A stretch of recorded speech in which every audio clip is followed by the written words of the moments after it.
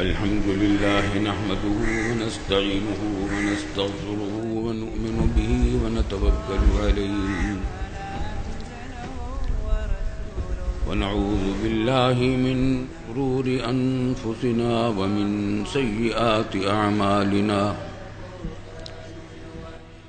من يهده الله فلا مضل له ومن يضلله فلا هادي له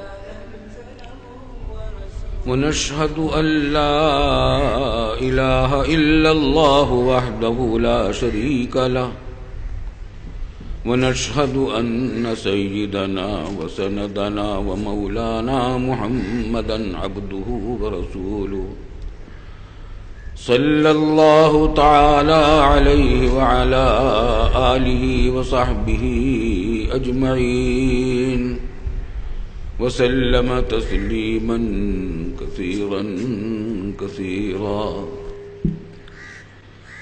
أما بعد فأعوذ بالله من الشيطان الرجيم بسم الله الرحمن الرحيم لقد من الله على المؤمنين إذ بعث فيهم رسولا من أنفسهم يتلو عليهم آياته ويزكيهم ويعلمهم الكتاب والحكمة وإن كانوا من قبل لفي ضلال مبين. بزرگان محترم، حضرات علماء کرام، مشائخ عظام، اساتذہ کرام، ہونہار طلبہ اور معزز حاضرین، السلام علیکم ورحمۃ اللہ وبرکاتہ. سب سے پہلے میں آپ حضرات کا دارالعلوم کراچی کی طرف سے شکریہ ادا کرتا ہوں کہ آپ ہمارے درمیان تشریف لائے اور اس اجتماع میں آ کر آپ نے وفاق المدارس سے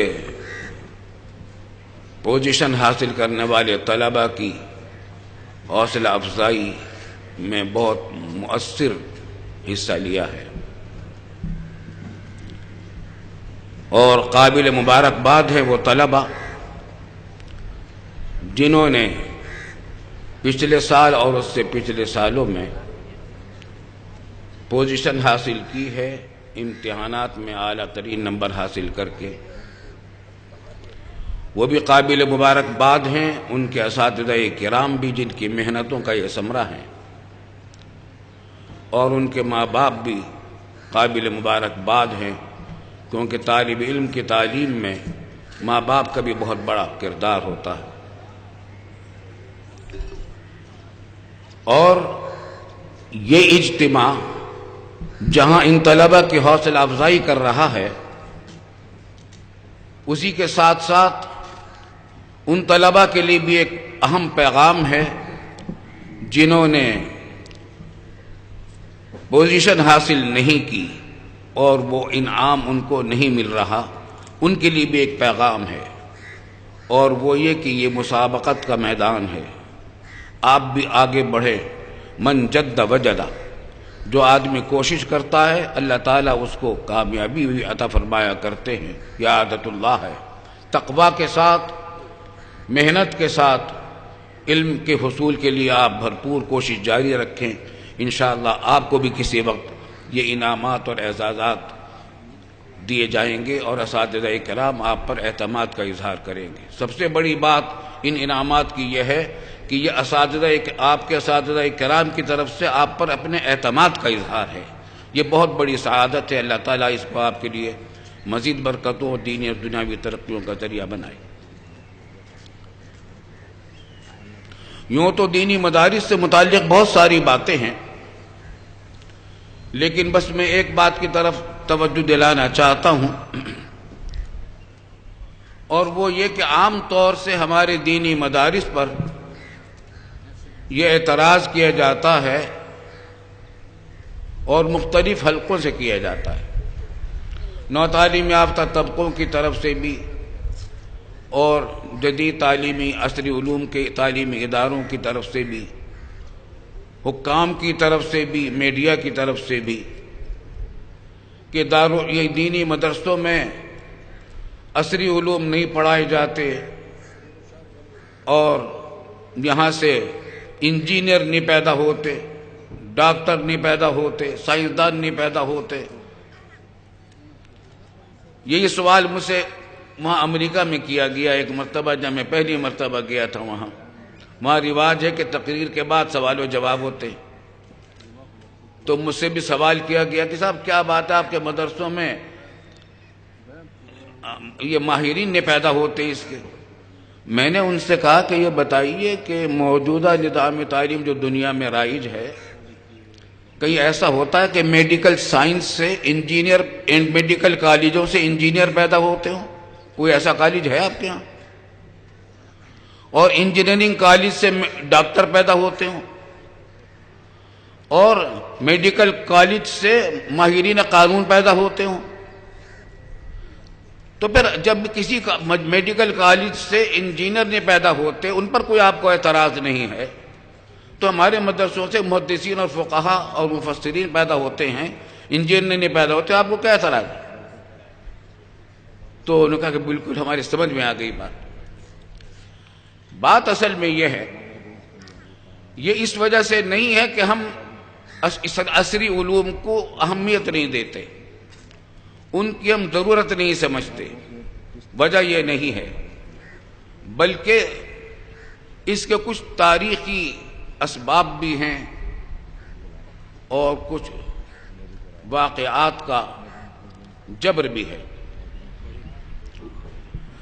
آپ مسلمانوں کی تعلیمی پالیسی کا اگر جائزہ لیں، رسول اللہ صلی اللہ علیہ وسلم کے زمانے سے لے کر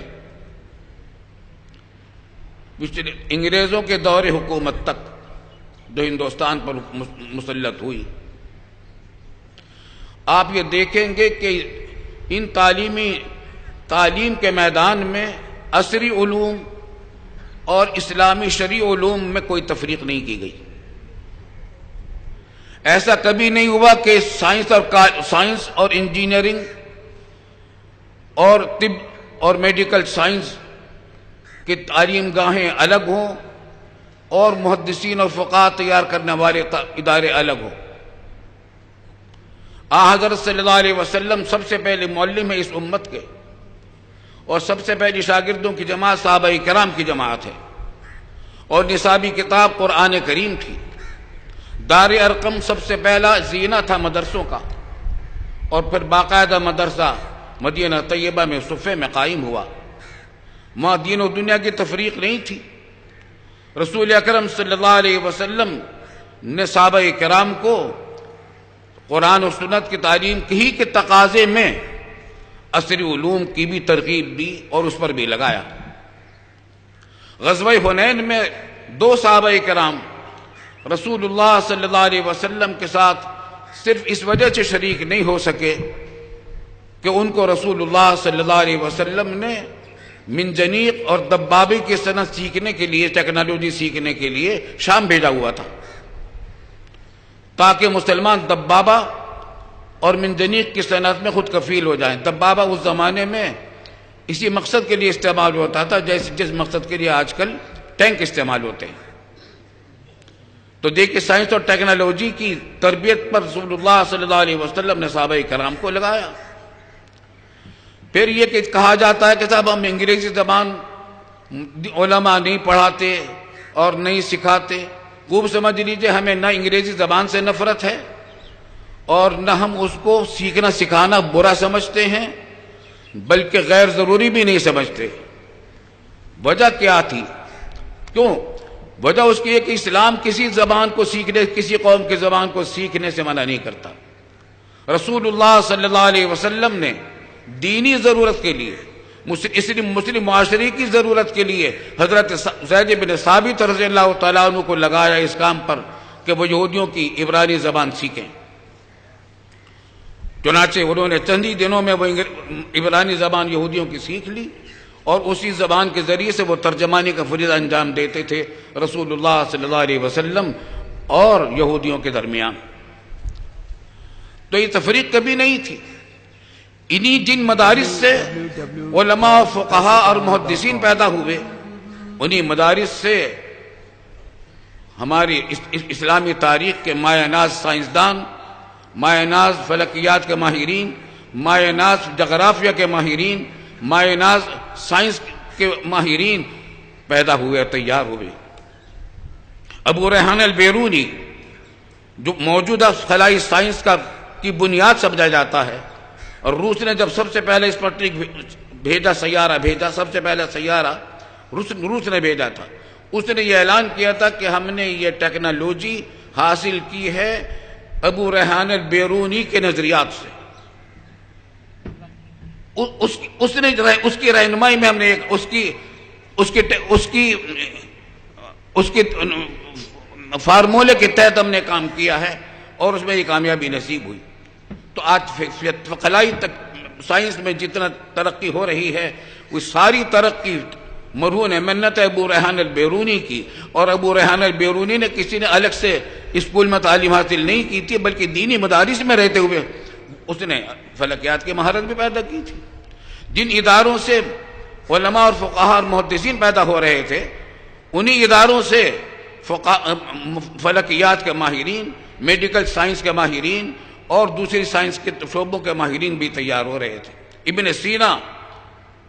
ابن سینا کی سائنس، میڈیکل سائنس کی مرہون منت، آج پوری دنیا میڈیکل سائنس کی جتنی ترقیات ہو رہی ہیں، ان سب کی بنیاد ان کو ملی ہے ابن سینا کی سائنس سے. اندلس کے سائنسدانوں کی جو کتابیں یورپ کو ملی، ان کی بنیاد پر سائنس کی مختلف شاخوں کے اندر ترقیاں ہوئیں. جتنی سائنس کی ترقی ہوئی وہ سب مرہون منت ہے اندلس کے مسلمان سائنسدانوں کی. وسط ایشیا کی، سینٹرل ایشیا کی کاشغر، بخارا اور سمرقند کے مدارس سے جہاں علماء اور فقہا نکلے تھے، اعلیٰ درجے کے سائنسدان، جغرافیہ کے ماہرین اور فلکیات کے ماہرین اور طب کے ماہرین بھی پیدا ہوئے تھے. آج پوری دنیا کے اندر جو کچھ سائنسی ترقی نظر آ رہی ہے، اندلس کے اور وسط ایشیا کے مسلم سائنسدانوں کی تحقیقات کی مرہون منت ہے. اور یہ سب یہ سائنسدان تیار ہوئے تھے دینی مدارس سے نکلے تھے، کیونکہ دینی مدارس میں دین اور دنیا کی تفریق نہیں تھی. البتہ یہ فرق ہوتا تھا کہ کسی نے اپنے مہارت کا میدان فقہ کو بنا لیا، محدثین نے حدیث کی خدمت کو میدان بنایا، فلکیات کے ماہرین نے فلکیات کو اپنی خدمات کا معیار بنایا اور میدان بنایا. یہ تو اپنے ہوا، لیکن مدرسے الگ الگ نہیں تھے، مدرسوں کے نصابات الگ الگ نہیں تھے.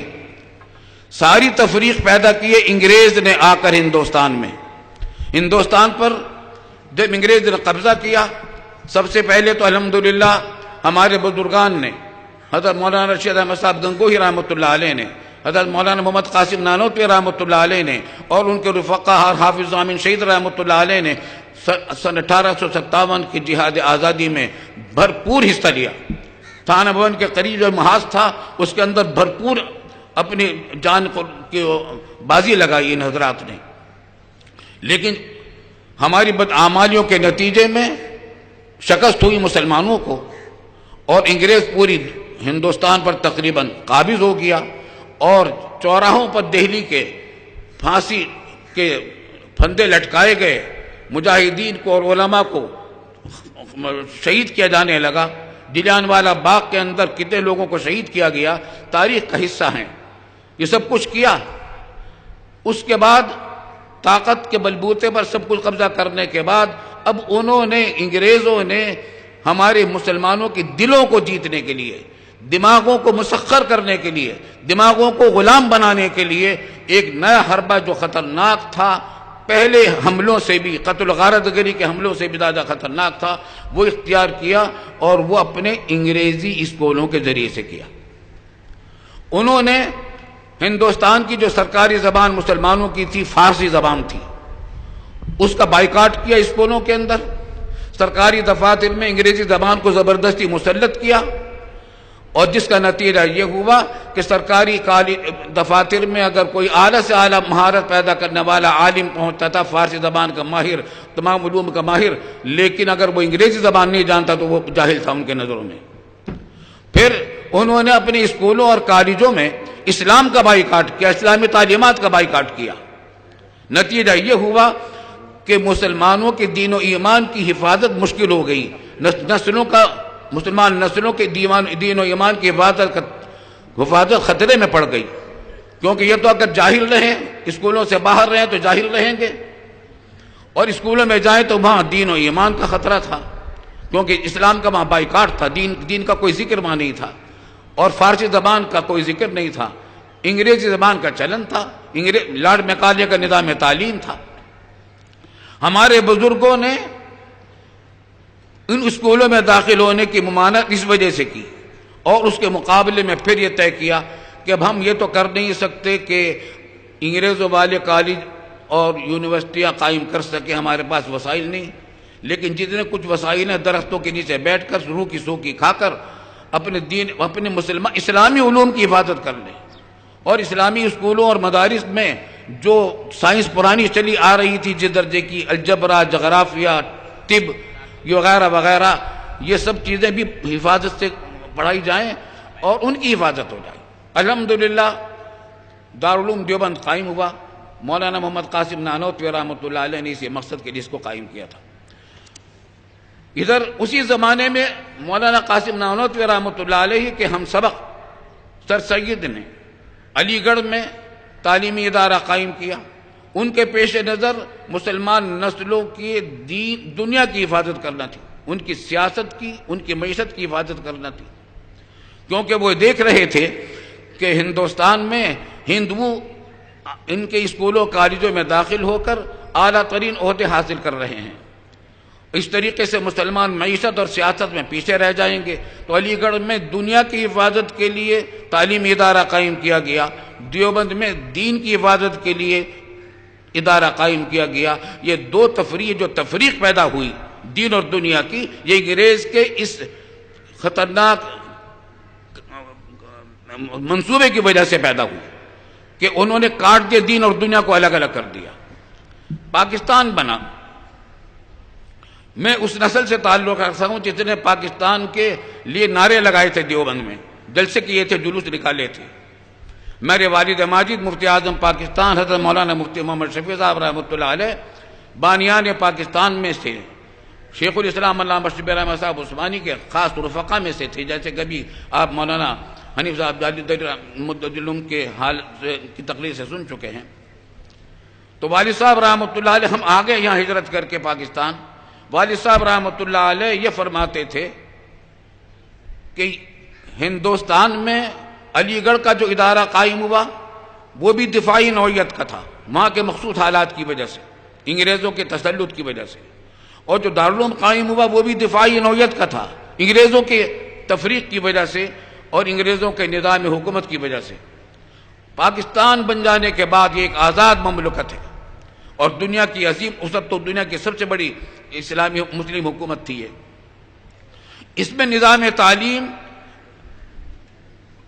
دین و دنیا کے تفریق والا نظام نہیں ہونا چاہیے، بلکہ ایک مرحلے تک، مثلا میٹرک تک یا اس سے کچھ اور اوپر جماعت تک، تمام اسکولوں، تمام تعلیمی اداروں میں ایک ہی نصاب ہو جس میں دینی تعلیم، دینی ماحول ہو، دینی تعلیم بنیادی ضرورت کے مطابق ہو، اور عصری علوم اعلیٰ درجے کے معیار کے مطابق پڑھائی جائیں۔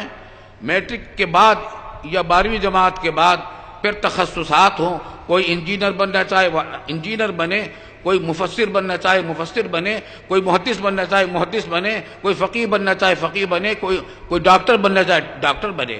تو تعلیمی ادارے، تخصصات آگے جا کر ہوں، لیکن ایک مرحلے تک ایک ہی نظام چلے۔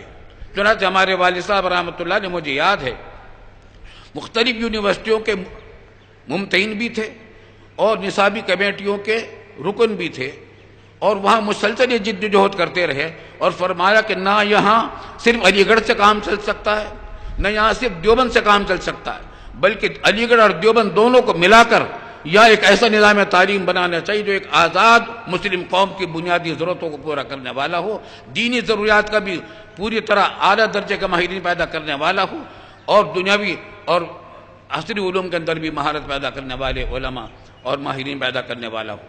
لیکن مشکل یہ پیش آئی کہ پاکستان پر ایسے حکمران مسلط ہوئے جنہوں نے لارڈ میکالے کے نظام تعلیم سے تعلیم حاصل کی تھی۔ ان کے اندر مغلوبیت تھی، یہ احساس کمتری کا شکار تھے، اور انہوں نے آج کتنے سال ہو چکے، 65-66 سال ہو چکے، اس پاکستان پر لارڈ میکالے کا نظام مسلط کیا ہوا ہے اسکولوں اور کالجوں میں۔ دینی تعلیم اس سرکاری اسکولوں میں، کالجوں میں، یونیورسٹیوں میں نہ ہونے کے برابر ہے۔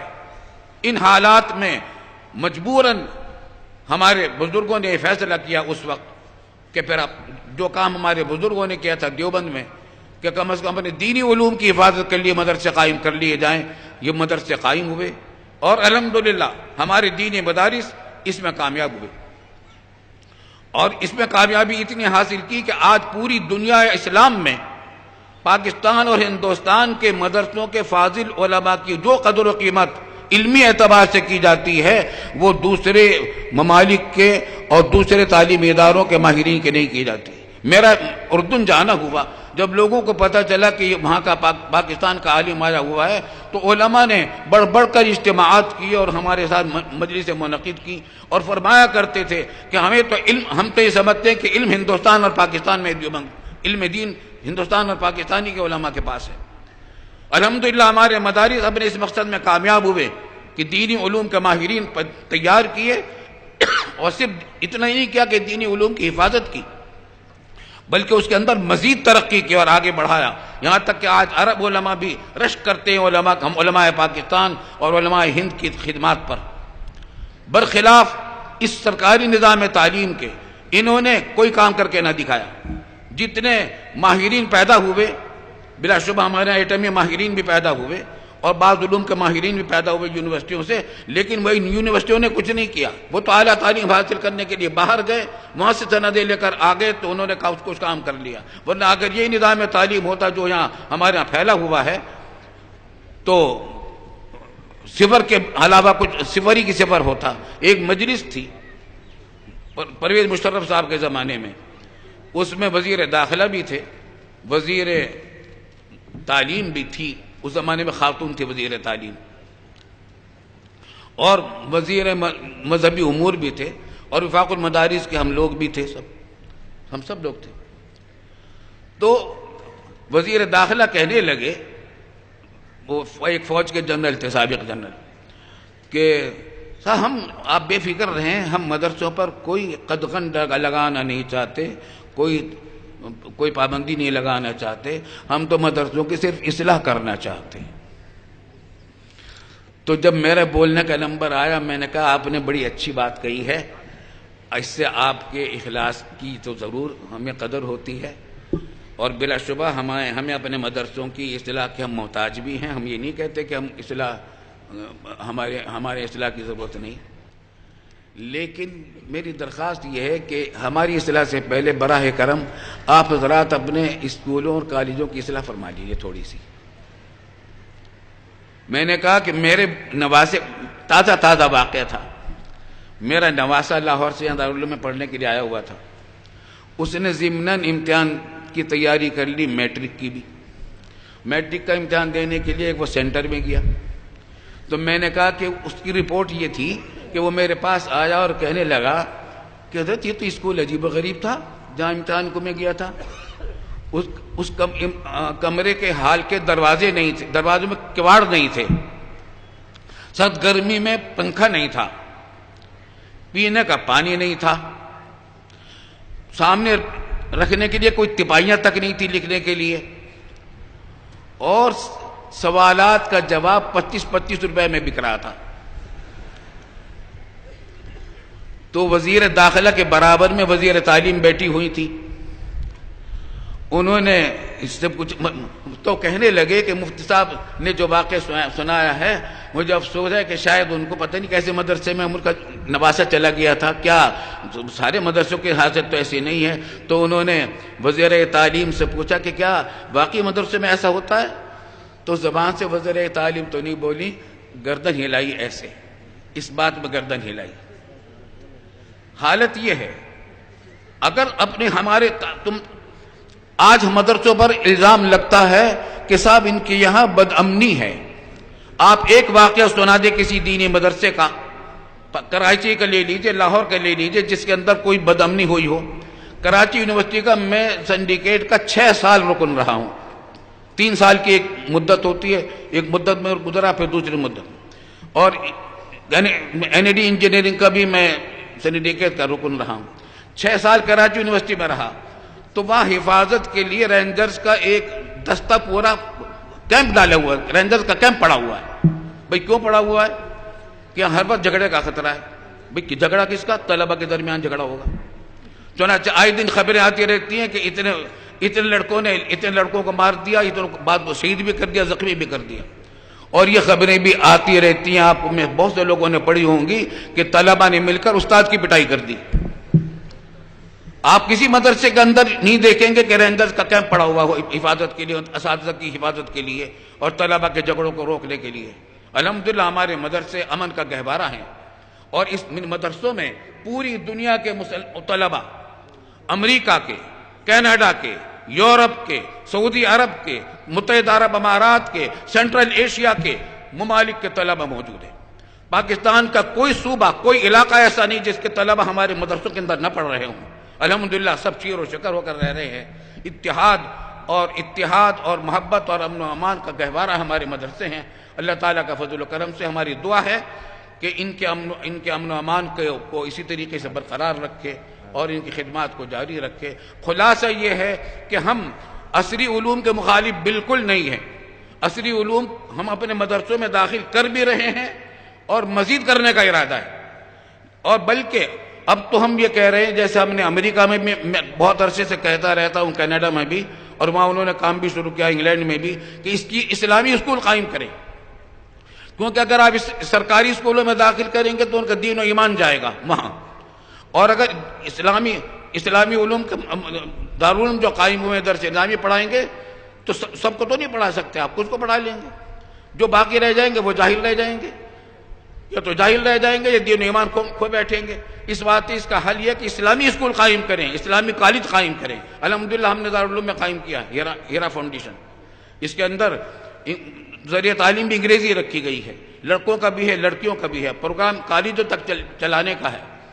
اور اسلامی اسکول الحمدللہ پاکستان میں اب قائم ہو رہے ہیں. اور ہماری اب تجویز یہ ہے کہ تمام دینی مدارس رفتہ اپنے حدود میں اسلامی اسکول قائم کریں. ماحول ان کا اسلامی ہو، اسلامی تعلیمات، قرآن کریم ناظرہ اور قرآن کے تھوڑا بہت کچھ ایک آدھ پارہ حفظ اور اسلامی مسائل بنیادی ضرورت کے، اور ماحول دینی ماحول کا ہو، اسلامی ہو. اور باقی تمام علوم میں، عصری علوم میں وہ مہارت پیدا کی جائے جو یورپ کے بھی اعلیٰ ترین معیار کے اسکولوں کے سے کم نہ ہو. بلکہ میرے پاس تو 1-2 تقریریں میری چھپی یہاں، تو ایک صاحب نے میرے پاس تجویز بھیجی. قاری حنیف صاحب بیٹھے ہوئے ہیں، اچھا ان کے کان میں پڑ جائے گی، کس وقت ہم مجلس عاملہ میں اس کو رکھیں گے بھی. انہوں نے تجویز بھیجی کہ آپ نے جو تقریب فلاں موقع پر کی اسلامی اسکول کی، ہیرا فاؤنڈیشن کراچی کی، تو مجھ سے ہمیں پتہ چلا، اور بہت یہ تو بڑا اہم مسئلہ ہے. اور ہماری تجویز، آپ نے کہا ہے کہ پاکستان کے اندر مدارس اسلامی اسکول بھی قائم کریں، تو میری تجویز یہ ہے کہ وفاق المدارس نے جس طرح درس نظامی کے مدارس کی نگرانی اور ان کے رہنمائی کی ہے، سرپرستی کی ہے اور کر رہا ہے، اسی طریقے سے اسلامی اسکولوں کو بھی ملحق کیا جائے وفاق المدارس سے، تاکہ اسلامی اسکول بھی اعلیٰ درجے کے معیاری قائم ہوں. انشاءاللہ اللہ کے رحمت سے ہمیں امید ہے. اب ہمارے مدرسوں میں اس طرف کام شروع ہو گیا ہے کہ عصری علوم کو بھی پڑھائیں گے، اسلامی ماحول میں پڑھائیں گے، مشرف مضامین کو مشرف اسلام کر کے پڑھائیں گے. اور اللہ کے رحمت سے ہمیں امید ہے کہ ہمارے مدارس میں جس طرح اسلامی علوم کی ترویج اعلیٰ معیار پر ہوئی ہے، اسی طریقے سے ان عصری علوم کے اندر بھی تعلیم معیاری ہوگی. اللہ تعالی ہماری ہر قدم پر رہنمائی اور دستگیری فرمائے. وآخر دعوانا www.darsequran.com خطاب فرما رہے تھے مفتی اعظم پاکستان حضرت مولانا مفتی محمد رفیع عثمانی صاحب دامت فیوزہم. چونکہ وقت کم ہو رہا ہے، 2:30 بجے تک پروگرام مکمل کرنا ہے، تقسیم انعامات کا مرحلہ بھی باقی ہے، اس لیے درخواست ہوگی حضرات مقررین سے مختصر وقت میں اپنی بات مکمل فرمائیں تاکہ اکابرین کے دیگر بیانات ہم اطمینان سے سماعت کر سکیں.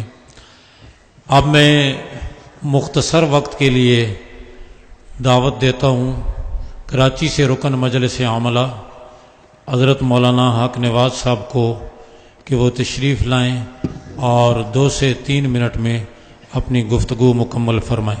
درخواست ہوگی تمام حضرات سے وقت کی پابندی فرمائیں، اور تمام حضرات ماشاءاللہ مختصر وقت میں دریا کو کوزے میں بند کرنے کی صلاحیت رکھتے ہیں. خط تشریف لاتے ہیں حضرت مولانا حق نواز صاحب. بسم اللہ الرحمن الرحیم نحمدہ ونصلی علی رسولہ الکریم. اکابرین امت، عزیز طلباء، دینی درد رکھنے والے حضرات، وقت چونکہ مختصر ہے، مجلس عاملہ کراچی کے رکن کی حیثیت سے تمام آنے والے احباب کو اور مسلمانان کو اور علماء کرام کو دل کی گہرائیوں سے خوش آمدید کہتا ہوں. اور ساتھ ساتھ میں اگر کوئی انتظام میں جھول رہ گیا ہو، اول تو ہمارے جو کنوینر ہیں حضرت مولانا رشید اشرف صاحب مد ظلہ، ان کی صبح شام کی کوششوں سے الحمدللہ حسن انتظام بالکل بخوبی نظر آ رہا ہے.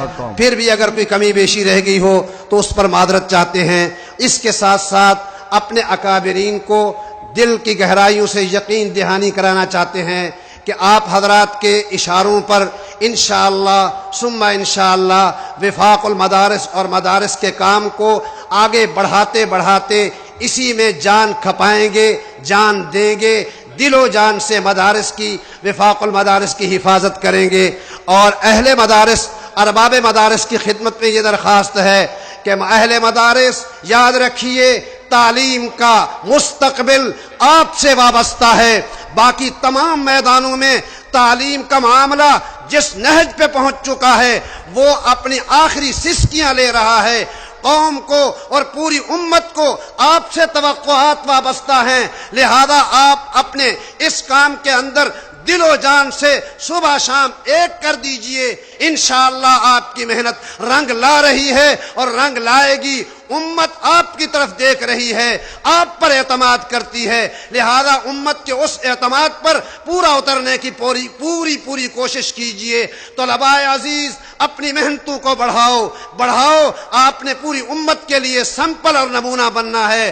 باقی جہاں تک دوسرے تعلیمی درسگاہوں کا سلسلہ ہے، حالت ہے وہاں ہم اچھی طرح جانتے ہیں کہ ان کی کنڈیشن کہاں سے کہاں تک پہنچ چکی ہے، کیا وہاں نہیں ہو رہا ہے. ہمیں شکوہ کرتے ہوئے بھی بہت ہی افسوس لگتا ہے. آپ کے دینی مدارس، وفاق المدارس اور مدارس کا نظم و ضبط الحمدللہ اس پر اللہ تعالیٰ کی رحمتیں ہیں، اکابر کا اعتماد ہے، اور جناب صحابہ کرام اور جناب نبی کریم صلی اللہ علیہ وسلم کی دعائیں آپ کے ساتھ وابستہ ہیں. اللہ آپ کا قدم قدم پر حامی اور ناصر ہو.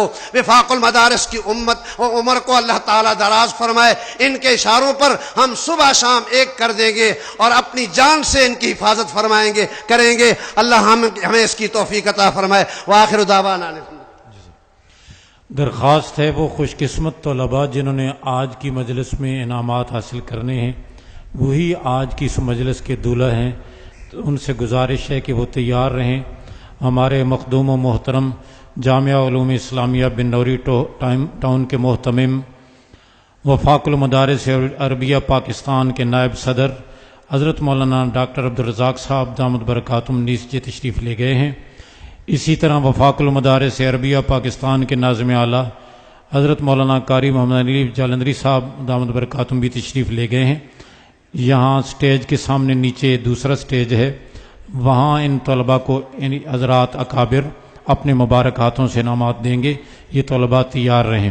اب میں درخواست کرتا ہوں رکن مجلس عاملہ حضرت مولانا ادریس کنڈیارو صاحب سے وہ تشریف لائیں اور 2 سے 3 منٹ میں اپنی گفتگو مکمل فرمائیں. حضرت مولانا محمد ادریس کنڈیارو.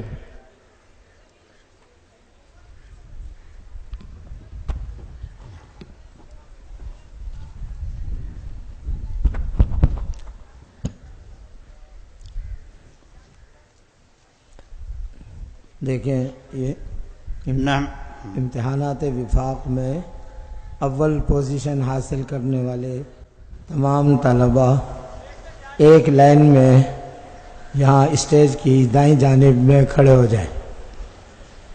امتحانات وفاق میں پورے ملک کی سطح پر پہلی پوزیشن حاصل کرنے والے طلباء اسٹیج کی دائیں جانب میں کھڑے ہو جائیں.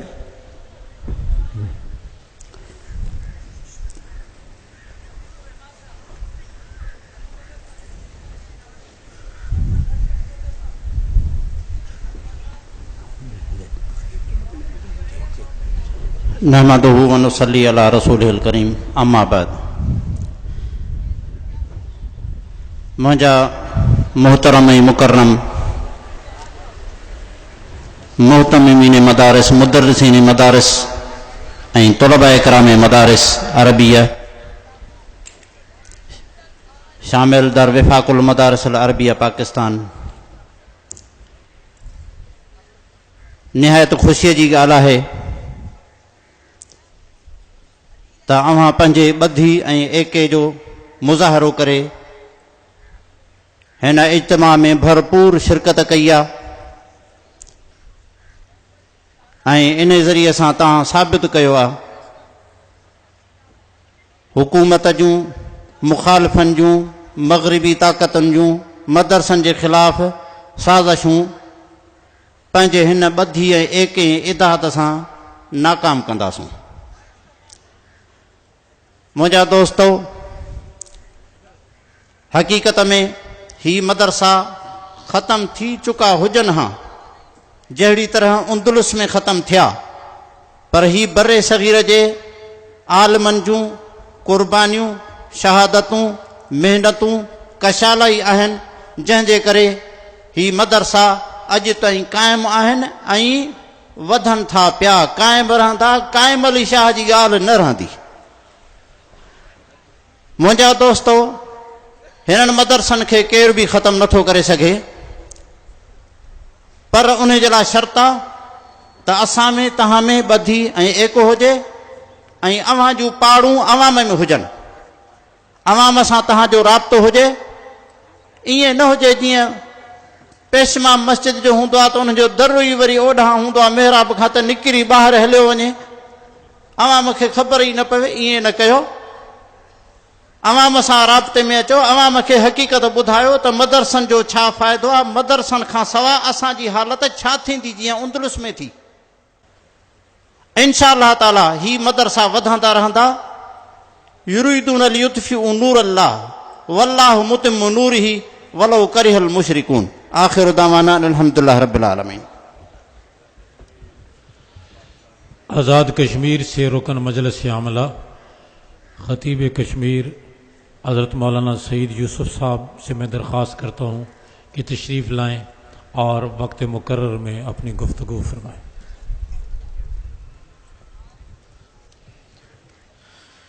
अल्हम्दुलिल्लाह वकफ़ा वस्सलातु वस्सलामु अला सय्यदिल अंबिया व अला आलिहि व अस्हाबिहिल अत्क़िया अन्नुजबा. अम्मा बाद फ़अऊज़ु बिल्लाहि मिनश शैतानिर रजीम. बिस्मिल्लाहिर रहमानिर रहीम.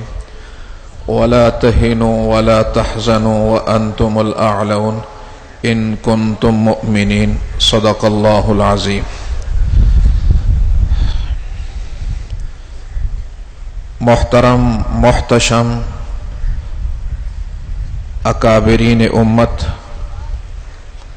काबिल तकरीम व तौक़ीर हज़रात उलमाए किराम, आज का ये हसीन और जमील गुलशन मुल्क की अजीम दानिशगाह के पहलू में जिस खूबसूरती के साथ सजाया महकाया गया, इस पर मैं वफाकुल मदारिस अल अरबिया की क़ियादत और सियादत को सलाम अकीदत पेश करता हूँ.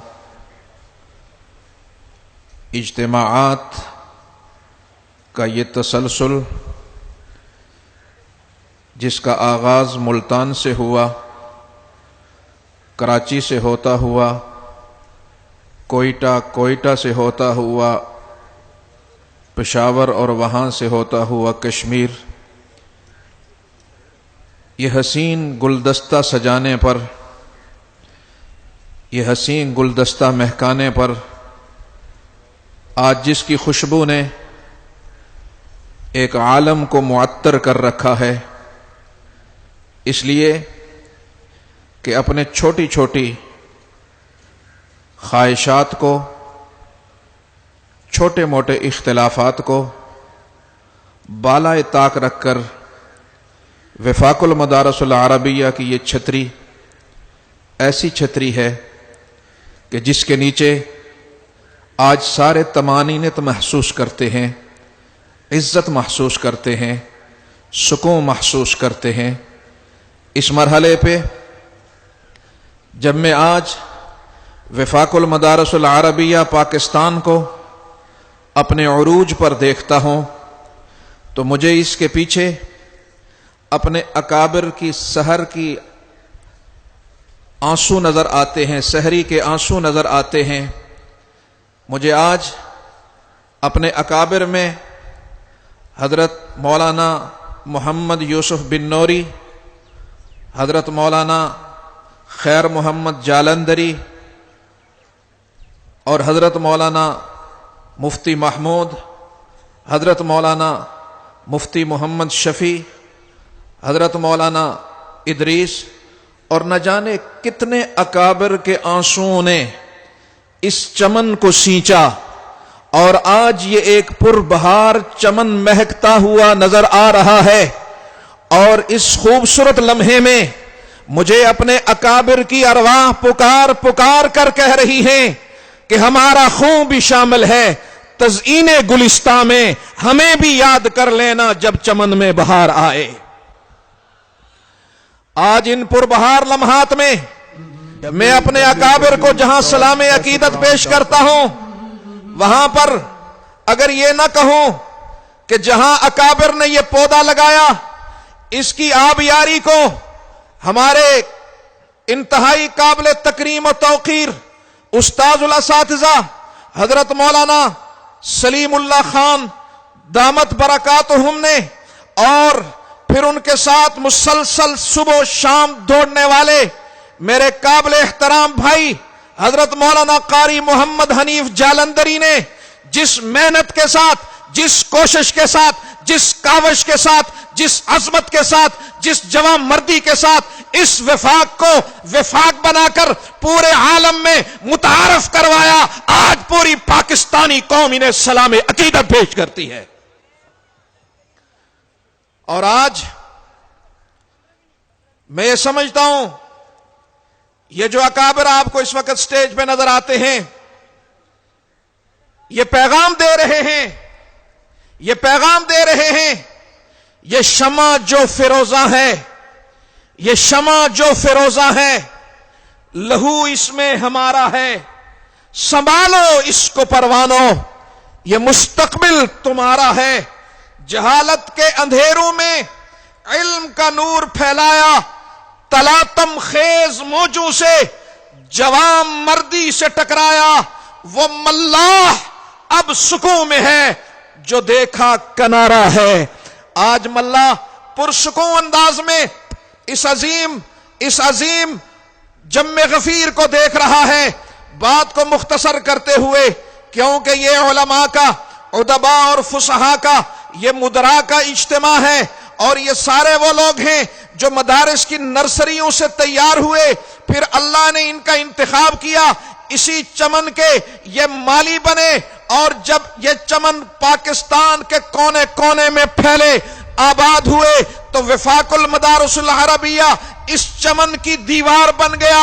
ہر آنے والے فتنے کو، ہر آنے والے طوفان کو، ہر آنے والی ہوا کو اس نے اپنے مضبوط اپنے مضبوط اپنی چٹان جیسی دیوار کے ساتھ اس کا دفاع کیا, اس گلشن کا دفاع کیا. جہاں یہ چمن کا مالی کھڑا ہے, جہاں وفاق دیوار بنا کر کھڑا ہے, وہیں پر مجھے کہنے دو کہ پھر اس وفاق کا چوکیدار, اس وفاق کا پہرے دار مولانا فضل الرحمان کابینہ کے اندر, مولانا فضل الرحمان پارلیمنٹ کے اندر اسی طرح جواں مردی سے مدارس کا دفاع کرتا ہوا مجھے نظر آیا.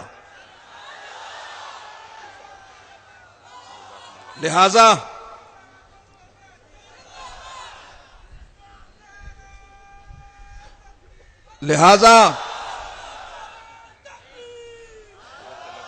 جناب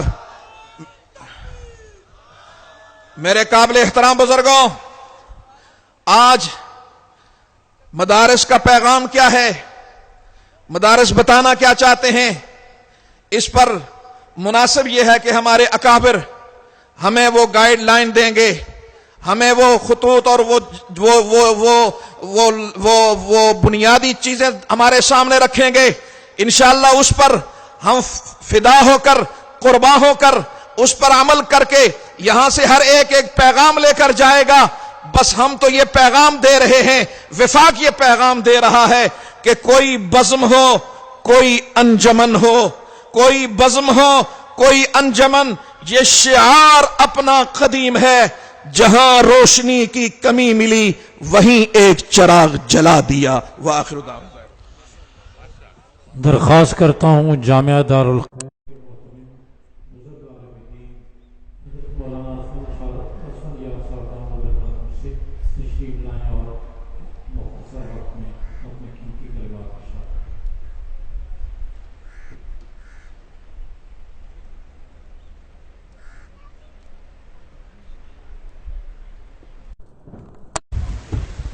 بسم اللہ الرحمن الرحیم. امتحانات وفاق 1426 سے لے کر 1434 تک کے جو طلباء پہلے نمبر پر آئے ہیں اور پورے پاکستان کی سطح پر پہلے نمبر پر آئے ہیں, ان طلباء کی آپ حضرات کے سامنے صف بنائی گئی ہے. انشاءاللہ ان حضرات کو ناظم اعلیٰ وفاق حضرت مولانا قاری محمد حنیف صاحب مدظلوم شیلڈ دیں گے. اسی طریقے سے حضرت ڈاکٹر عبدالرزاق صاحب محتمم جامعۃ العلوم الاسلامیہ بنوری ٹاؤن کراچی, ان کے دست اقدس سے کتابیں دی جائیں گی. کتب دینے والوں اور شیلڈ دینے والوں میں جامعہ دارالعلوم کراچی کے حضرت مولانا عزیز الرحمان صاحب مدظلوم, جامعہ فاروقیہ کراچی کے مولانا محمد انور صاحب مدظلوم, جامعۃ العلوم الاسلامیہ بنوری ٹاؤن کے مولانا محمد انور صاحب بدخشانی مدظلوم, اور دیگر حضرات اساتذہ شرکت فرمائیں گے.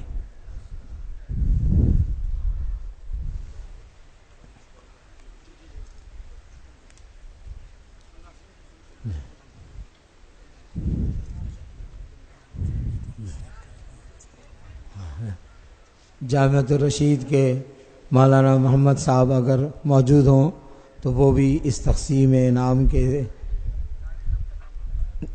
لے.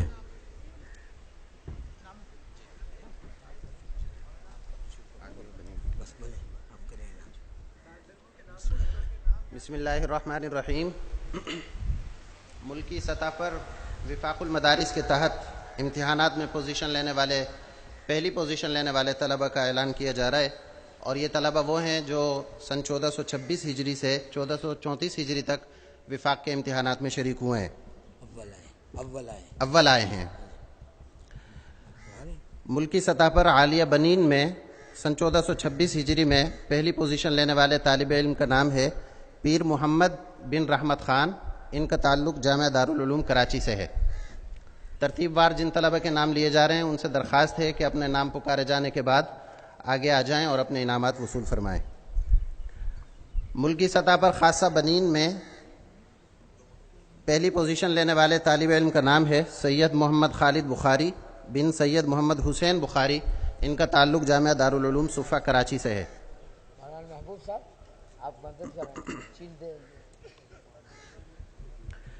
دراست دینیہ سال دوم بنین میں ملکی سطح پر پہلی پوزیشن لینے والے طالب علم ہیں عدیل احمد خان بن وکیل احمد خان. ان کا تعلق جامعہ فاروقیہ کراچی سے ہے. عالیہ بنین ملکی سطح پر پہلی پوزیشن لینے والے طالب علم ہیں محمد اسامہ بن محمد سلیم جامعہ علوم اسلامیہ بنوری ٹاؤن کراچی.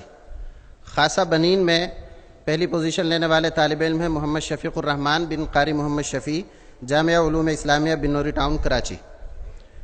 عامہ بنین ملکی سطح پر پہلی پوزیشن لینے والے طالب علم محمد ابو بکر بن عبداللطیف جامعہ دارالعلوم مظاہر العلوم حیدرآباد. دراست دینیہ سال سوم میں ملکی سطح پر پہلی پوزیشن لینے والے طالب علم ہیں محمد ارشد کھوکر بن محمد اکرام جامعہ فاروقیہ کراچی. دراست دینیہ سال دوم میں ہی ملکی سطح پر پہلی پوزیشن لینے والے طالب علم ہیں محمد شعیب بن محمد یعقوب معہد الخلیل الاسلامی کراچی. عالیہ بنین میں پہلی پوزیشن لینے والے طالب علم سید محمد الیاس بن سید محمد اخلاص جامعہ فاروقیہ کراچی. اس کے بعد ہیں عمران خان بن ممتاز خان جامعہ علوم اسلامیہ بنوری ٹاؤن کراچی. عامہ بنین میں پہلی پوزیشن لینے والے طالب علم ہیں عبد الوہاب بن بخت منیر مدرسہ بیت العلم کراچی. عامہ بنین میں ہی ملکی سطح پر پہلی پوزیشن لینے والے طالب علم ہیں بشیر احمد بن احمد گل جامعۃ الرشید کراچی. متوسطہ بنین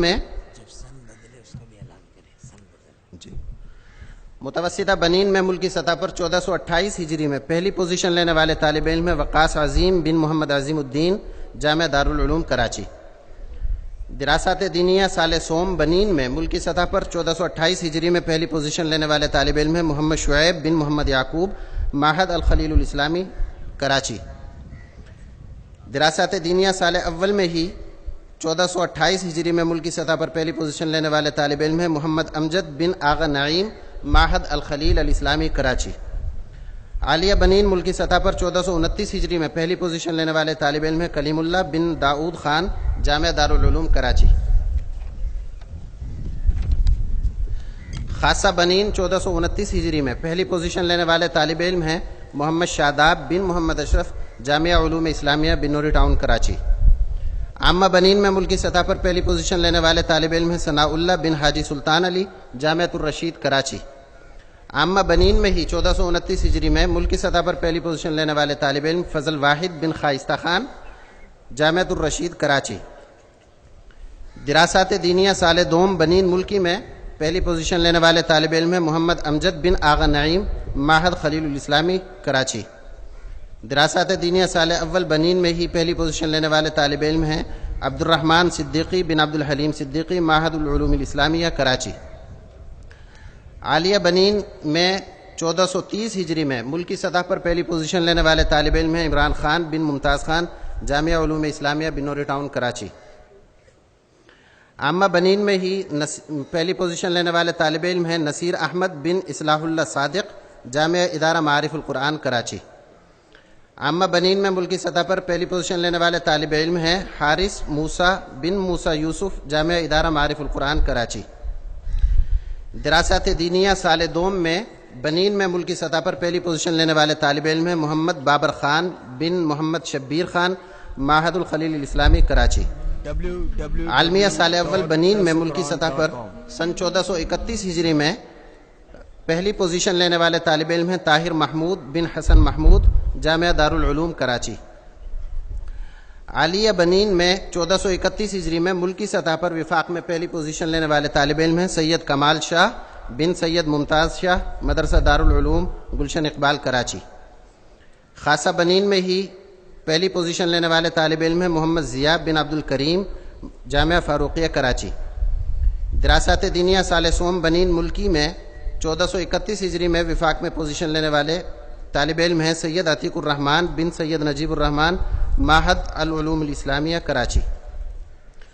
عالیہ بنین میں 1432 ہجری میں ملکی سطح پر پہلی پوزیشن لینے والے طالب علم کا نام ہے عزیز احمد بن قدیم اللہ جامعہ دارالعلوم کراچی.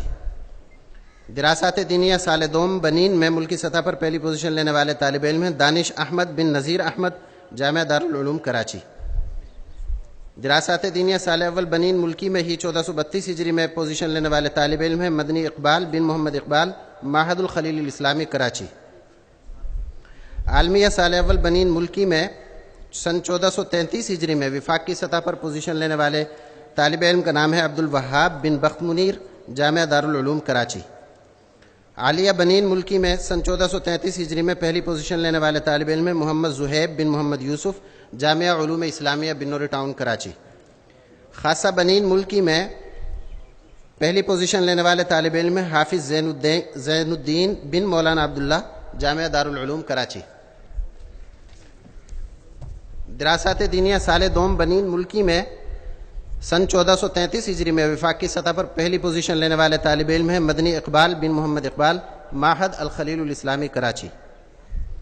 عالمیہ سال اول بنین ملکی سن 1434 ہجری میں وفاق کی سطح پر پہلی پوزیشن لینے والے طالب علم ہیں محمد عمر رفیق بن محمد رفیق، جامعہ علوم اسلامیہ بنوری ٹاؤن کراچی۔ عالیہ بنین میں پہلی پوزیشن لینے والے ملکی سطح پر طالب علم ہیں محمد زبیر بن غلام حسین، جامعہ دارالعلوم صفا کراچی۔ خاصہ بنین ملکی میں پوزیشن لینے والے طالب علم ہیں مدثر شاہ بن سراج الدین شاہ، جامعۃ الرشید کراچی۔ عامہ بنین میں ملکی سطح پر پہلی پوزیشن لینے والے طالب علم کا نام ہے سلمان خان بن نور اللہ، جامعہ دارالعلوم کراچی۔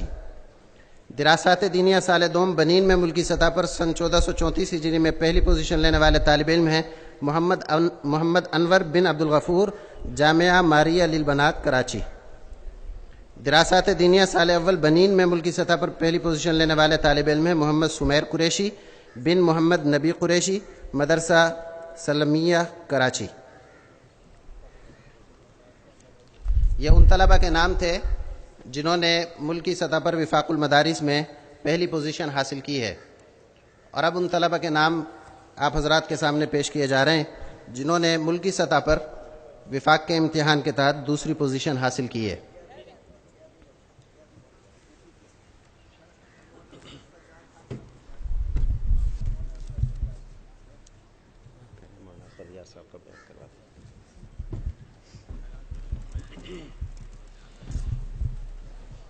تشریف لاتے ہیں بزرگ عالم دین حضرت مولانا اسفند یار صاحب دامت برکاتہ۔